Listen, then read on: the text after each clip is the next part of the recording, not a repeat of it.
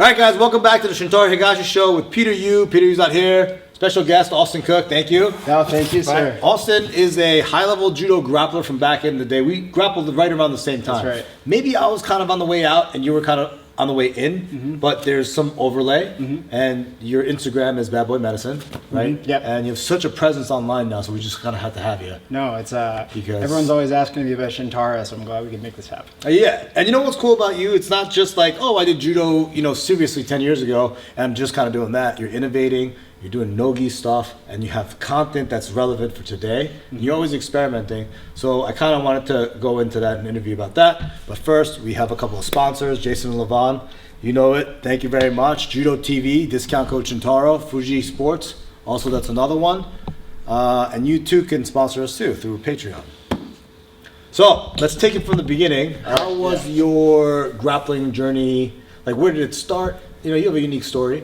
Yeah, so a bit unconventional. I started when I was 15. My parents enrolled me in judo. 15, that's late. Yeah, a little bit late in the game.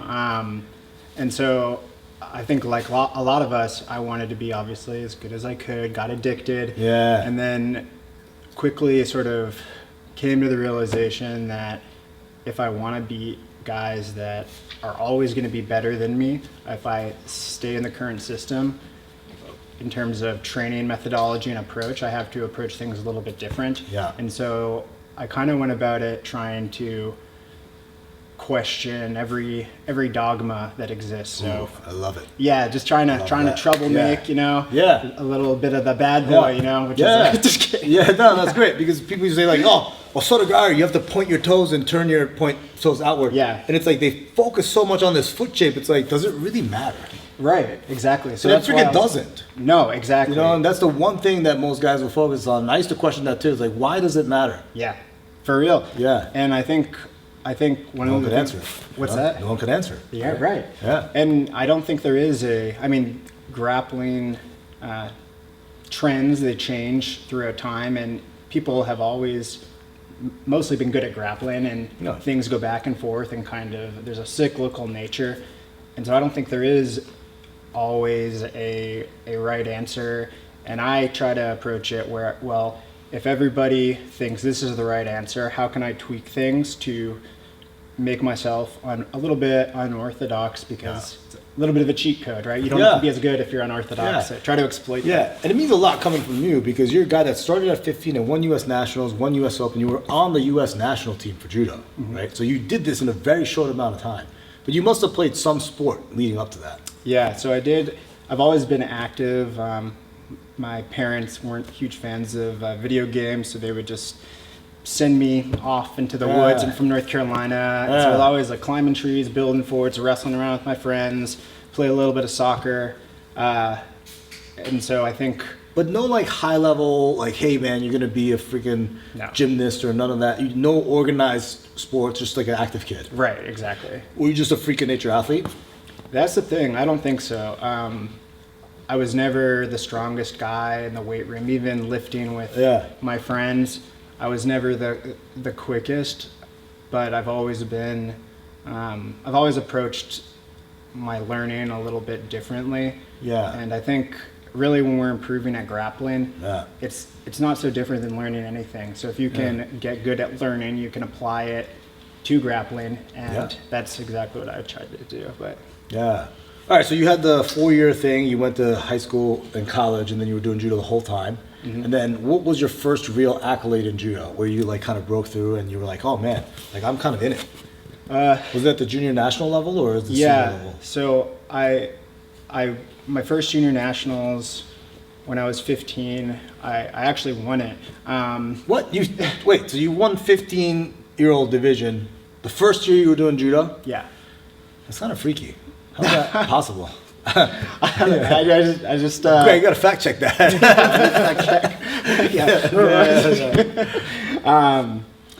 And then I moved to Colorado when I graduated high school, OTC. You went to college there? Yeah. Where'd you go to school there? UCCS, University of Colorado Springs. Oh, yeah. Okay. Wow. But I took a year off after high school just to acclimate to the training there.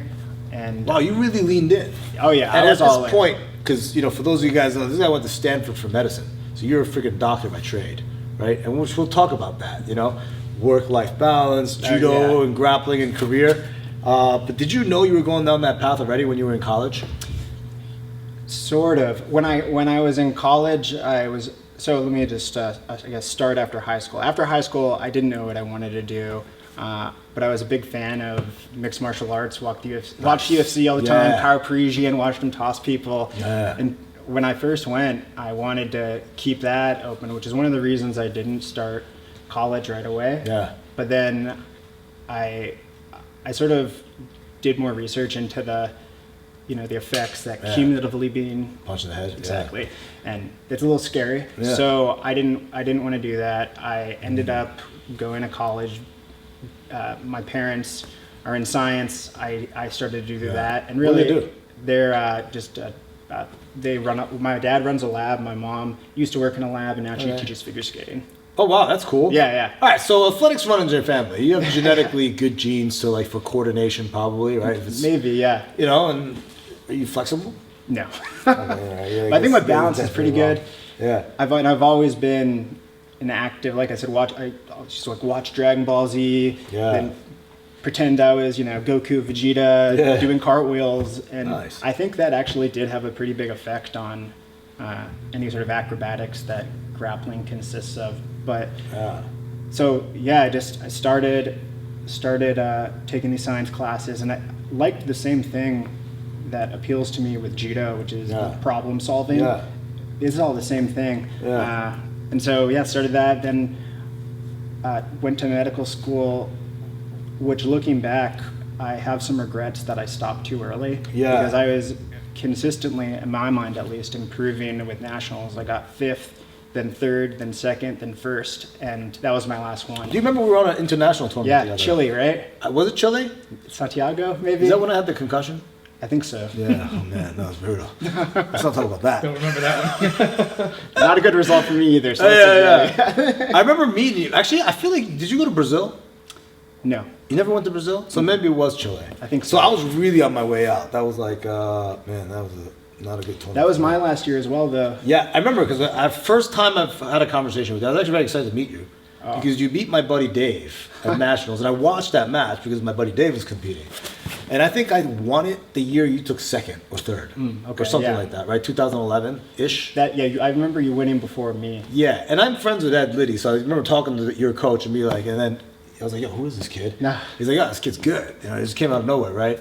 So I remember knowing you, and then the first conversation was like, oh, you're going to keep doing this? You're going to try to make an Olympic team? And you were like, nah, I'm just doing this until I go to medical school. And I was like, this freaking guy. Trying to set up his life and not leave grappling. Like, I was like, this freaking guy, man. Look, it had his claws in me. Got addicted, tried to kick the habit when I was in medical school. Couldn't do it, so now I'm back. Yeah. All right, so during medical school, right? Like, were you training at all, or did you take a hiatus, or? So, I guess going back to the unorthodox nature of my training, a large part of it actually I can do with no partners. So when I stopped doing judo, I maybe went to 1 or 2 judo classes, but for 6.5 years I didn't do any judo. So I wasn't on the mat at all. But I continued doing... For 6 years. Yeah, a long time. Yeah. But I continued doing this sort of, it's kind of hard to describe, but meditative uchikomi shadow movement throughout. And I had always felt pretty strongly that it was responsible for a lot of the success I had, but I didn't really know. It's hard to really say. So when my buddy, I kind of got back into BJJ a little bit serendipitously, got a text, my buddy Rodney, who I grew up with doing judo, he was wrestled, became very good, 16-1 state champ, and then he went to NC State. Nice. Got, before that, 6th at Fargo. Got results? Yeah. Then got 2nd D2 nationals. So obviously I was talking a little trash to him throughout that time. Like, I could still toss you, blah, blah, blah, blah. Hiding in California when he was in North Carolina. We were eventually in the same place, and he finally had to face the music and go grapple him. And so that was my first entry into BJJ. I fell in love again. Yeah, and then we so during those 6 years off, you were studying to be a doctor. Were you like, oh man, I miss training or I miss judo? Were you thinking that? Absolutely. And I hoped that with the time away from the mat, it would get easier, but it didn't. I was just in the OR or behind the computer, imagining scenarios where, okay, what if this guy gripped me this way, or even no-gi, watching Doctor, I'm bleeding. It's like, oh, hold on 1 second. I can figure out this time. Yeah, exactly. Stand like this for a second. Especially with those lapels always tempting me with the white coats. You grab this guy. Wow, that's so interesting. Yeah, because you took a complete hiatus. I remember that when you left in like 2015 when you started medical school. That was around Chile time, right? When we were there. And then I didn't see you for years. And then all of a sudden you pop up on my Instagram feed, launching this guy with Nogi Judo. I'm like, what? I didn't even know this guy did jits. I assumed you were doing jiu-jitsu the whole time, but you weren't. Oh, when I started back? When your Instagram started popping off. Yeah, so that was actually, I started that, and I've been doing jiu-jitsu 2.5 years, so not that long. Yeah. But got back, and I can tell you the story sort of about my, I guess, re-entry to grappling, if you want. Yeah, let's hear it. Okay. Yeah. So again, going back, texting my buddy, talking trash, end up showing up at this no-gi jiu-jitsu practice. So walked in, hadn't been on the mat for a long time. Open mat? Open mat, yeah. Immediately, sort of, you forget of all these little stimuli that grappling exposes you to, the smell of the mats even, hearing people tease each other, you know, the thuds, the timers. Immediately, it started coming back. I don't know why I was, but I felt confident. Going against a no-gi, that was a mistake. Got immediately high seed, immediately misdirection single, ducked. But it started to feel more familiar. Yeah. And then I went home and my pride was a little hurt. Right? I was like, oh man, Rodney, you really got one over on me. I was telling my wife about it, complaining, like, I could have, blah, blah, blah. But then I forget exactly what she said, but I started to get self-conscious, like, oh, Sarah's never seen me grapple. What if she doesn't think I'm, some classic insecurity of the But so then I texted this guy, Rodney, and I said, I could beat you in a gi wrestling rule set, even if you could do leg grabs. It doesn't matter. You were talking shit, huh? I just doubled down. So, and to make matters worse, I invited my wife, Sarah. Oh, wow. Yeah, man, that's bold. I know. Which, going back, oh man, I don't know if I invited that. So we had a whole mock match, which there's an interest I can post. Post it. That's fun. So walked in, had the lights dim, tournament lights, referee. Just you and this kid? It was a whole gym, so maybe there were, 30 people watching or so. Wow. And it was my second time back. Just for that? Yeah, well, it was we sort of monopolized the practice, I guess. Shout out to my coach, Brandon, who's so understanding with that Brandon stuff. who? Brandon Brown. Okay. Yeah, he's my jiu-jitsu coach, him and Roderick Henson. Cool. But, walked in, Hajime, off the whistle equivalent double leg, gets in, and I remember thinking, oh my God, this guy, he's so fast and so strong, bellied out, and was sitting there in Seiza. I looked at Sarah, and she was looking back at me. Yeah. I thought this guy was a national champ. What is going on here? This guy sucks. Yeah, exactly. So for me, that's what I was worried about. And then I felt this sort of feeling I hadn't in a long time, and life gets more complicated as you get older, right? Yeah, for sure, yeah. And I didn't have this thing, grappling, that had anchored me. And I looked at her and I kind of felt that familiar spark that I love. Yeah. And I didn't want it to go away. And it sort of set this process alight. Yeah. And so I got up just feeling that old pride, erase the fatigue, just killer instinct. And I started to find my rhythm, gripping, killing power hands, faking, and eventually he started to bite on the fakes, and I could feel it. I could feel the rhythm coming back, like a familiar song or something. Setting it up. Not being afraid of the underhooks, but waiting for him to dig. I found the Kataguruma, didn't score. almost got a Sankaku, didn't quite get enough to pin. It goes into golden score. Yeah. And didn't realize how tired I was, Yeah. but I was, and we both were.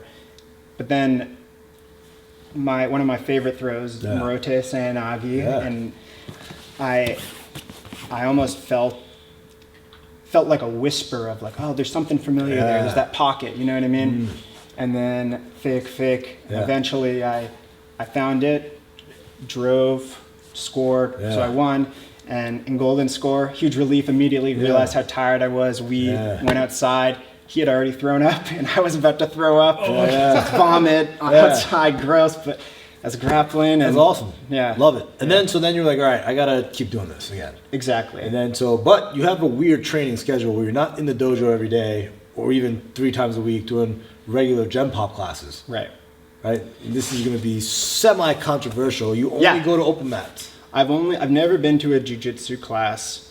I only do open mats. I probably practice meaning go and engage in live rolling maybe once every few weeks. So I do. It's a very small percentage of my training, and my rationale is sort of, I guess there's sort of, I kind of view grappling as there's two, in all sports really, there's 2 different elements. There's the physical side, right? Yeah. So strength, speed, and then there's the mental or like intellectual side. And different sports consist of these things in different ratios. So sprinting, right? I'm never going to beat Usain Bolt in a sprint. It doesn't matter how good my technique is, but then there are certain, I don't know, sport, we can say chess, where it's maybe 0.1% physical. So jiu-jitsu and judo, it feels to me that maybe 80-20, something like that, maybe wrestling, judo, and jiu-jitsu sort of being the most kind of complicated just because there's so many things you can do. And so I think the training should reflect that, where 80% of it should be mental. But you've done all this training before. Yes. So a lot of the stuff is already ingrained in your abilities, exactly. You know? So exactly. I'm not trying to say like, oh guys, just go, once a month to open mat, you're gonna get better. We're not saying that, right? We're not saying that. I'm definitely not advocating for that. But that's a very unique thing. So what do you do? So whenever you go, let's just say you go once a month open mat. Yeah. Like, man, these guys must hate you. No, I've ran into issues in the past. Hey, I'm here for the free class. Mind if I set up my camera and beat your guys so I can put it on the Instagram? Like that's one of the reasons, that. and that's why I liked the OTC so much, is because it was very unstructured. Yeah. So it was sort of just live rolling, right? And so the responsibility to learn is you don't really get better unless you're taking that initiative. And then when starting jiu-jitsu, it felt very similar to that, where there was a coach who was there to provide the learning if you go and approach them. But I don't know, if we're all probably bad sometimes with the, I don't like being told what to do, and probably a lot of us like that. Yeah, I get that. I like approaching it. I like approaching. That's why I'm unemployable most days. Same. But so he is, but the club is very accommodating for that, but it is counterculture in some ways. I've definitely seen other gyms where, this is what we're doing now, don't, and I don't think they would be cool with what I do, so I'm lucky to be there. Yeah, definitely. So what does your training look like between, like, all right, so you go once a month open mat, like what are you doing for the whole month? So every day since I was a teenager, I've been doing this sort of routine where I call it my mind dojo. This is going to sound a little weird. We've got to film this, by the way. We're going to cut it in. Yeah. Some mind dojo. Yeah, so building this mind dojo. So what does that mean? Put like a gong, yeah. Get to light some incense. Yeah. So again, going back to the mental side of it, I want to be able to practice without going to practice, if that makes sense. Yeah. And which is hard to do but theoretically you could get into a zone where what you're visualizing accurately meets what it feels like in reality, but it takes a long time to build that. So certain positions I'm very familiar with, that sort of body lock, chest to chest. So what I think it feels like is pretty accurate. Others, especially in jiu-jitsu, leg entanglement stuff, I'm not quite there yet, but I've worked hard to sort of build this mind dojo since I was a teenager, and I feel like I can practice whenever I want closing my eyes, thinking about it, practicing the movement, twitching, without exposing myself to injury or fatigue or burnout quite as much. Yeah, and it So I sounds do a lot of nuts, that. but it makes sense, right? Because people play blindfold chess all the time, and then work out moves in their heads, and then look at different lines and openings and stuff like that. So I mean, Think about the it. mental side of it, yes, And everything I approach this with. So I mean, learning science and medicine. If you don't necessarily need a deck of flashcards in front of you, if you're going through the day rehearsing that on your own, right? So you can learn many things like that. Practicing a speech, practicing music, exactly. You play an instrument? No, I don't. You'd probably crush it. No, I wish. 1 year of practice at Carnegie Hall. That's right. Yeah, can you imagine? That's your next YouTube child right there. I don't know, but that is like pretty, I guess, conflicts with a lot of the training methodologies. And so I think that there should be more of that. And I don't want to advocate for this is what you should do, but I think there should be a lot more of it. I think there's definitely a place for it. Yeah. And I think the people who show up to practice, do training, leave and forget about it and go back to their lives and it's completely compartmentalized, I think those guys come into training, have the same practices over and over, and they never really grow. Yeah. And so I always say at the end of the class, right? Like, all right, go home, think about this for 10 minutes, and then go over it and visualize it. And one of my advice for a lot of guys, like, visualize it from a first-person standpoint and a third-person standpoint. So do you, when you're visualizing, you're like watching Greg's face and then shoving his head down and then front headlock? Or like, is it one of those things where you're watching yourself do the move on Greg? I wouldn't even say it's watching, it's imagining feeling. It's imagining the little twitches that you feel with our, so if our hands are antennas. Yeah.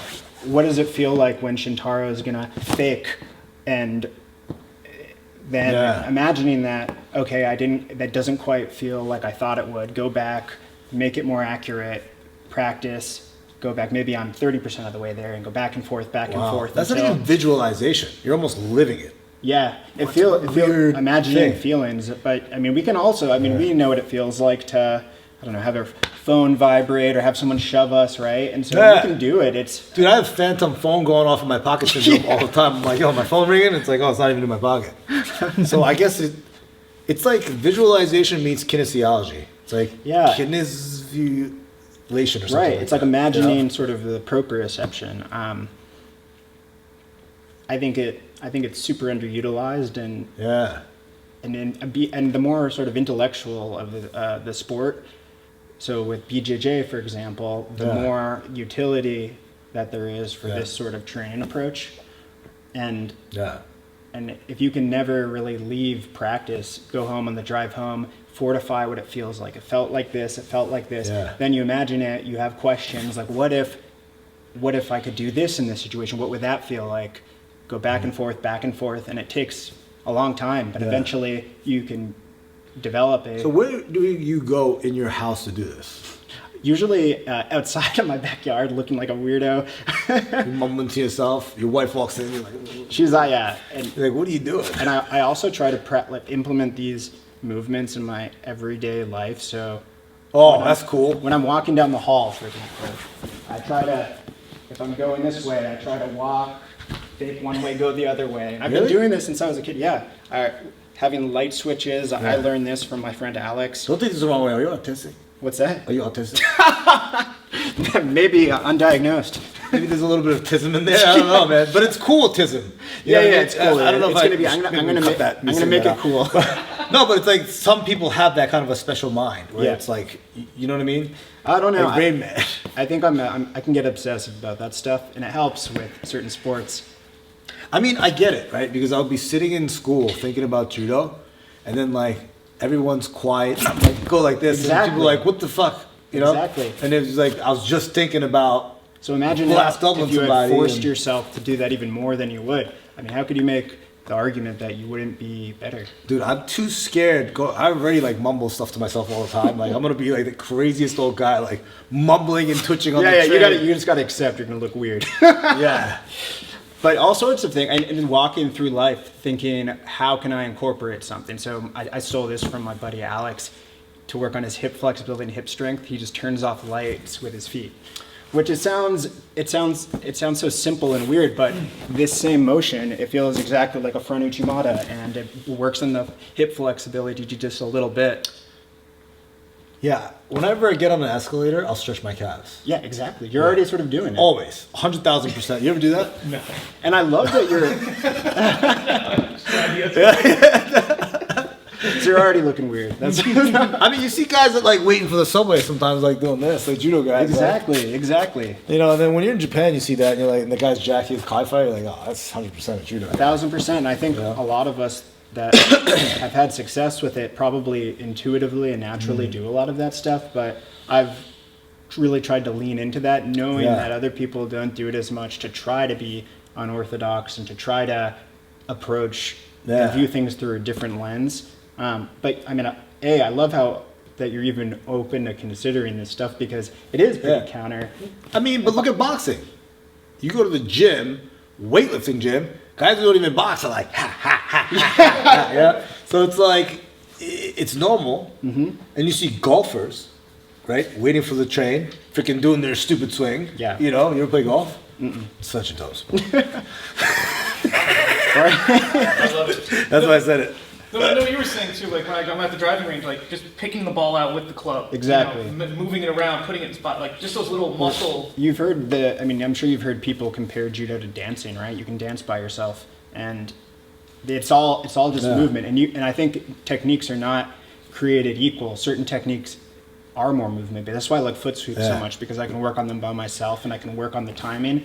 But a double leg, I don't know. I'm not as good at that stuff, but it feels a little bit more physical. So I try to select techniques that this training methodology will accommodate, and so it ends up being a lot of movement based and imagining flick here, twitch here, and so I'm always just doing that. Like when I'm walking around, like playing with my dog, and I'm going this way. It's easier than you'd think.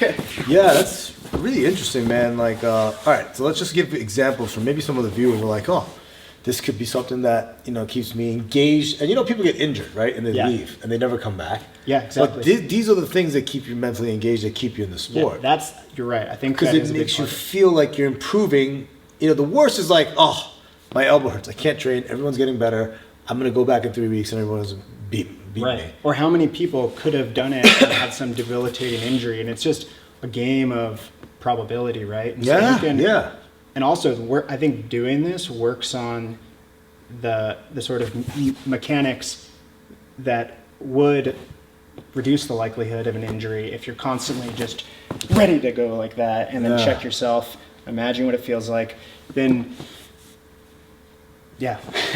Interesting. I mean, we all do this to some certain extent. No, right? that's the thing. I think we all do this, but I just try to lean into it more. Yeah. And I do think it works. And to be honest, I wasn't sure when I was away for so long. Yeah. But the guy that in our match, I mean, he actually got 5th at nationals in judo that year. I felt like in some ways this guy Rodney Shepard is his name. I don't know. So I mean, you spoke of him, but I didn't know he was 5th at judo. Yeah, I got the 7th US Open. He's good, and weirdly certain, I think, aspects of my game. Yeah. Even though I didn't do it for 6.5 years, I was better, and it was almost stressful for me, because I felt like, okay, I do have this I guess lens to view grappling that's different, and that has been validated, and that's why I competed actually in that Sambo tournament on Instagram, and I did a judo tournament to ensure that. Yeah, you just competed in something and you were blasting guys. What was that? What tournament was that? It's of the Virginia Open. You won it? Yeah. I did a 73. Something to this mind. I did a 73 and 81. But I needed that, and I feel like both of us have an extra responsibility that we're not putting out things that are bullshit, right? We have to, and that is the litmus test for me, where if there is something here, then I need to battle test it. I think a lot of people already kind of do it, but like you said, you lean into it more. Exactly. So if someone's listening to this right now, right? They're like, oh shit, I usually go train 3 times a week, but I could only make it twice a week because X, Y, and Z. I really want to get good at Dayashi. Like, what would you prescribe to them using your methodology to get ahead a little bit? So, shortcut. Not in a bad way. People say shortcut's a bad thing. You know, shortcut like taking a shortcut through the highway instead of the local, that's dangerous. But like a real shortcut where it's like equally safe, but could get you there faster. I think certain people are in better positions to do this than others because, like you said, we both have done judo for a long time. So intuitively, our instincts are often correct, right? With this stuff, if you've never done it, the sort of point. You need a coach because you're not going to have those right instincts. But we've been doing this a long time. I've been obsessing over it a long time, and so our hypotheses tend to be correct, right? And so I think to answer your question with the foot sweeps, I don't think about it as seeing where they are. I think about it as what does this feel like? And it's a hard thing to describe, but if you consciously sort of put yourself in that state, it starts to become easier and easier to visualize. And then you can test it when you go back with, does this feel like I think it feels? And so with the foot sweeps, it's nice because it's so much tempo and so much being in a position and getting yourself there. And often, for me, foot sweeps feel like that's 80% of it. It's just getting myself, having a fake that looks realistic and looking at myself in the mirror, flexing while I'm doing this. But like seeing if I can, what does that look like? And would I bite to that fake? And then thinking of it from the uke perspective, how would I react to that sort of fake? And then going back, well, if I would react to that fake in this way, chances are a lot of people are going to react to that. So would you feel like the person shifting his weight away, and maybe not actually visually seeing them shift their weight from the front leg to the back leg, therefore it's unweighted and attacking, but do you just feel the person pulling away and then feeling like trying to imagine what it would feel like to connect my feet and which trajectory? I try to imagine if I were getting faked or somebody were setting up a sweep, where would I not want a frozen puddle to be? You know what I mean? Yeah. And we've probably all done that. We're almost slipped when we're walking somewhere. Oh yeah. And that, to me, that's what a foot sweep feels like. Yeah. Not that we ever get foot sweeped, obviously. But never. Yeah. But got foot sweeped in Chile when I got the concussion. If I just barely was able to keep my balance, then, well, where would I least want a frozen puddle to be? That's how I think about dashi. Or the coach snap down that I kind of stumbled upon. It feels to me that if I was running and my foot got snagged on a root and I fell on my stomach, where would I not want this root to be if I'm running? And then I try to make my foot that root. I know it sounds pretty weird. But it definitely sounds weird, and I gotta tell you sound like a crazy person. Great. But you have the grappling background to kind of make it okay. You know what I mean? And it's eclectic, it's different, and I feel like a lot of people can implement this, and it's not something that you should totally just be like, oh, this guy's nuts. But like, I think it can be a big portion of it, and we do a lot of it already. Yeah. You know? We all do it. Yeah. And I don't think that the answer is not doing practice. I think I was able to improve quickly in judo because I did both. Do you want to do more practices? Sometimes. Yeah. So what is preventing you from going in and doing just a regular? So is there a judo gym near you? Mm-hmm. Yeah. There is. And they know you, obviously. Yeah. It's how close is it to your house? About half an hour, not far. Okay, so you could go twice a week. Yeah. And when you go, is it a party that like, oh, Austin? I work there during the day. I edit my videos there, so I'm there all the time anyways. And you don't train? I do train sometimes. Jesus. Well, it's also it's a game of probability. And when I tore my ACL, oh, here we go. I realized that dude, everybody who does judo at a high level, they tore their ACL. That's the thing, Shintaro. You nailed it. Yeah. So how do you prevent that? You can implement these. Don't take risks. These methodologies, right? It's especially as we get older. The more you do randori, the more likely you was are. Was it Tanya Toshi? It was actually Seiji Hashimoto, who has awesome technique. Really? Joseph, yeah. It was my fault. I was actually talking trash. Kenny Hashimoto's brother? Yeah. I was talking trash to him. Is there I think brother of 3 or 2? 2. Joseph was a. Seiji is Joseph. Oh, yeah. Okay, he's a younger brother. Kenny also has unbelievable judo, dude. I wonder what he's doing. Kenny's amazing. You hurt his neck. Remember back in the day? But man, Sumi Gaishi from I think some Germany, Austria, something like that. Someone sumied him onto his neck. Yeah. But with Seiji, I was again always getting Training myself in or a situation. Training. Yeah. I was talking trash. We're playing that warm up game, the basketball game, and then What's that? So Piggy? yeah, it's piggy. Yeah, exactly. Yeah. Piggy. So The handball, U.S. that's team would play piggy at these. So they were like, all right, guys, we're at this tournament. We're going to warm up and we're going to do practice, 3 days before the competition. Nobody get injured. Yeah, exactly. Let's start off with a warm-up game. And it's essentially like you take the ball and you pass it and run with it. You can run without the ball. Mm-hmm. Pass it and you try to put it into the other person's, like you put a gi on the floor and you try to hit the gi with it, right? Mm-hmm. Yeah, exactly. And people always get hurt doing that. Yeah, and there's always Tell me you got rough hurt that escalates. Well, it was a piggy. product of that. I felt Seiji had been a little too rough with me, and so I said next time I just tackled him and made some comment like, "I've never wrestled, and you're supposed to wrestle D1, and how could I?" And then he talked shit back, and then we were getting really rough with each other. Was it fun or was it like a little bit like? It was getting a little like serious, but I went in for Ochi, and then he tried to sweep, but my foot planted like that. But this Which wasn't was not even his like fault. training. It was my fault. This was, you guys were playing this piggy? It was Rendori after Piggy. But the emotions, we were both still mad. Jesus, dude. Which is often how it happens, right? You're roughhousing or... Travis never running around. played piggy. You know this? Yeah. Actually, I don't know. There was a time where he didn't.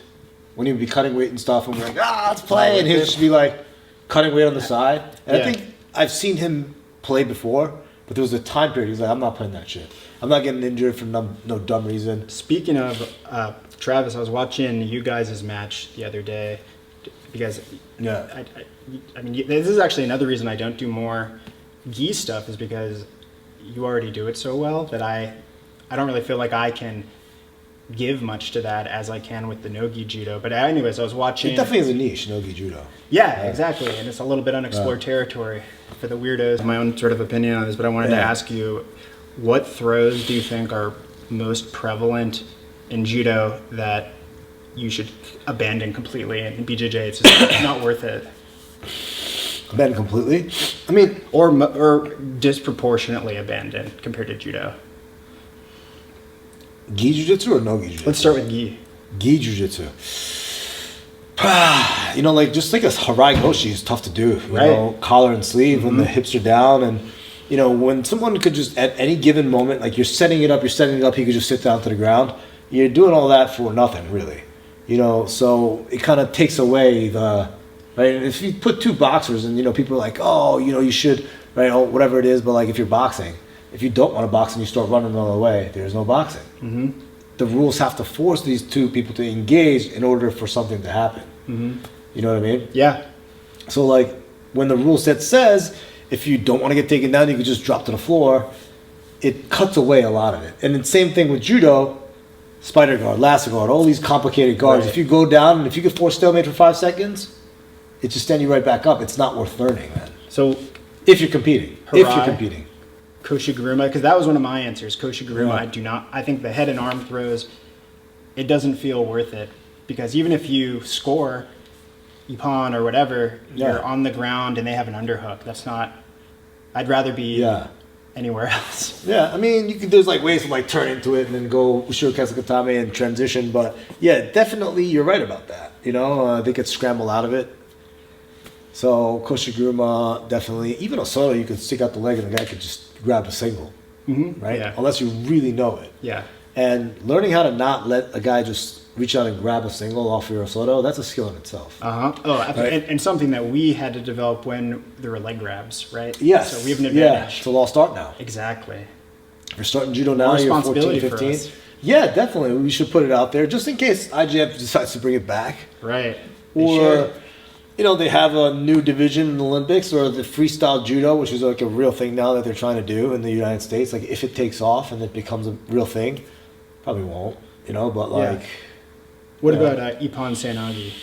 I mean, ippon seanagi is effective in all martial arts, and if you're good at it, like even you see it in jiu-jitsu. Yeah.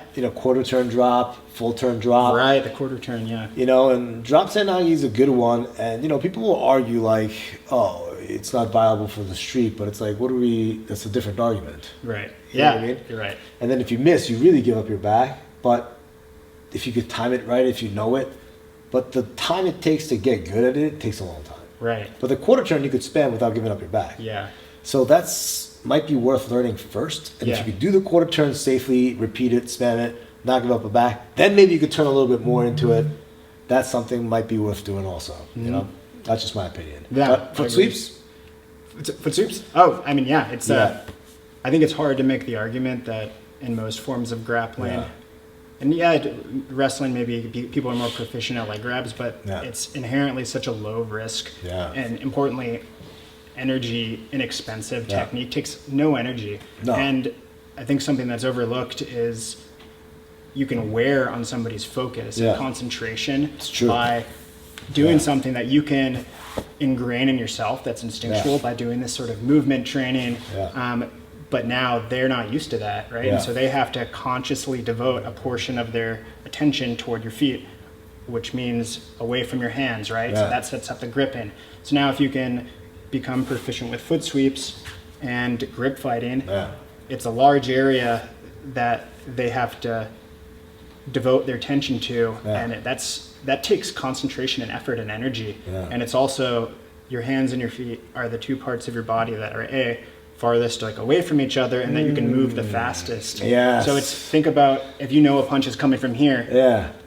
that's a lot easier to contemplate than now. What if I'm gonna kick you now? I'm gonna Yeah. from a hook. I don't really know anything about striking, but Yeah, you did not look like you. Yeah. I'm not making fun of you, but no. But it's yeah. And so I try to, again, like with my training, ingrain these into my everyday. Yeah. So I don't have to think about them, but they have to think about them. And now Yeah. I'm wearing on them. They're worrying Yeah. about my hands. They're worrying about my feet. They're worrying about my face, but I'm Yeah. not even thinking. I'm just on autopilot. Yeah. And so And it's so unorthodox, even when you do, because like a normal wrestler would be thinking about like grappling, like they're throwing underhooks in there, and then they're pulling them in, and then right chest to chest. But the way you're moving, it's a little bit more, right? This thing stopped recording. oh, okay. All right, where can these guys find you? Bad Boy Medicine on Instagram. That's Bad Boy where- Medicine. You're doing a lot of no-gi stuff, right? Yeah, pretty much only no-gi. And again, that's where I feel like I can contribute. But you never had a coach to teach you no-gi judo. No. It's a product of your own mind and Yeah. your own mind dojo. That's pretty cool. Yeah. I'll tell you. Right now, I'm going to put Reagan in a rash guard, and you're just going to be ragdolling 40 minutes straight. So get ready, Reagan. Sure. All right, thanks, man. Great episode. Thank you. And then we're thanks, gonna Shintaro. make some more. We're gonna film now. So